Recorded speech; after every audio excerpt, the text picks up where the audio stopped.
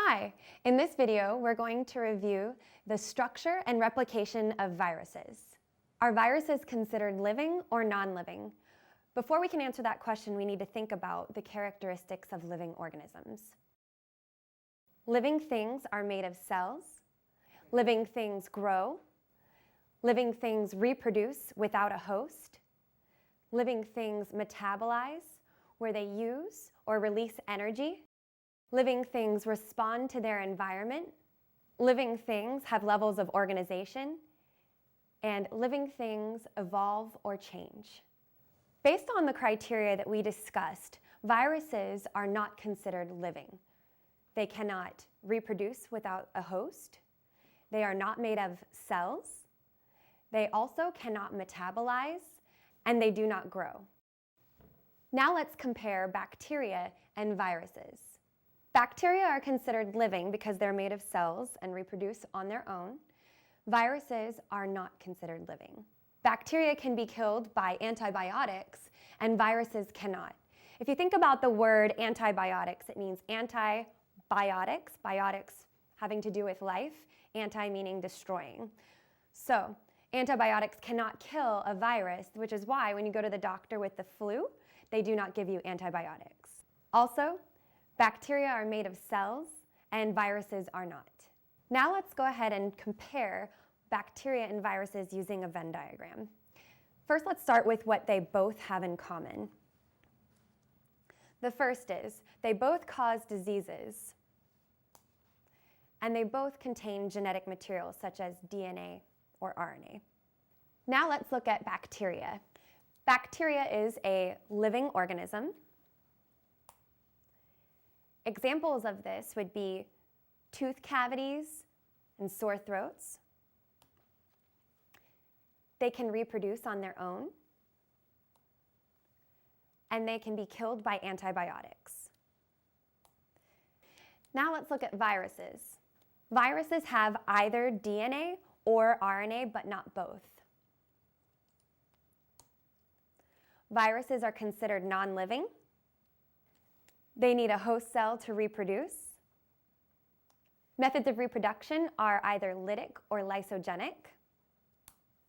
Examples of viruses are HIV, flu, and the common cold. Now let's look at the structure of a virus. Viruses are comprised of the following parts. Nucleic acid, remember back to biomolecules, these are both DNA or RNA, but they don't have both. They also have a capsid, which is a protein coat that is made out of tiny little capsomeres. And then some viruses have an envelope that encompasses it, which also helps to identify the virus and match up with their host cell. Viruses are specific to their targets. Just like an enzyme is specific to the substrate, viruses will only attack a specific host. For example, HIV kills helper T cells. The flu, influenza, attacks epithelial cells. The way they do this is the structure on the outside of the virus actually matches up like a lock and a key. Okay, let's go into a little bit more depth about these examples of viruses, starting off with HIV. HIV stands for Human Immunodeficiency Virus. HIV is a retrovirus, which means that it only contains RNA. The way you can remember this is RNA starts with an R, so does retrovirus. These are slow-acting, and HIV kills a very specific type of cell called the helper T cells. You can remember this. HIV kills helper T. Helper T cells help to fight off infection in the body. So HIV suppresses the immune system so that the person can no longer fight other diseases. The second example is influenza or the flu. The influenza is specific to epithelial host cells. And the third are bacteriophages. And the way that you can remember what they do is bacteriophages attack bacterial cells, which is in the name. So to phage means to eat or explode. And so bacteriophages attack bacterial cells. Now let's look at how viruses replicate or make a copy of themselves. Viral replication happens in two ways, either the lytic cycle or the lysogenic cycle, but both don't happen in all cells. The lytic cycle is quick and it ends in host cell destruction, where it explodes or lyses the cell and all the viruses come out. Remember that the lytic cycle is quick and it also kills the cell. Let's look at the steps of the lytic cycle. First, the virus has to attach to the host cell. Once the virus attaches to the host cell, it can then do the second step, which is called penetration, where it injects the DNA into the host cell. The third step is then replication. It uses the cellular parts to help to make all of the different parts of the virus. And the cell acts as like a factory for the virus to make more little viruses. The fourth step is assembly. All those little parts then get put together to make little tiny viruses, which are then ready to be released from the cell, which brings us to our last step, which is release.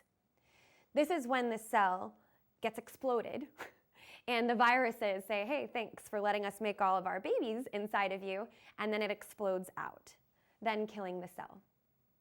These viruses then move on to find their own host cell to begin the process all over again, which is why it is called a cycle.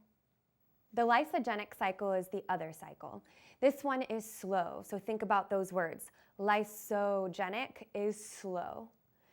The virus lies latent or dormant inside of the host cell and lets the host cell then do all the work in copying the DNA, because every time the host cell replicates, it's also replicating the viral DNA. So then you're left with all of these cells that have viral DNA inside of them. Then a signal hits and the virus then triggers, and all of the cells that have that viral DNA inside of them go into the lytic cycle, where they then go through all of those steps to assemble their new viruses inside of the host, and they explode out and lyse.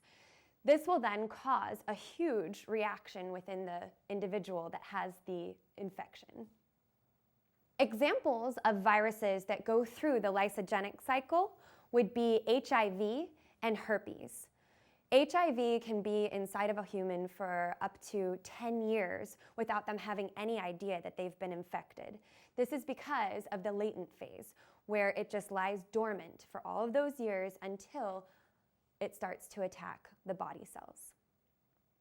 Same with herpes. A person doesn't always have to be symptomatic.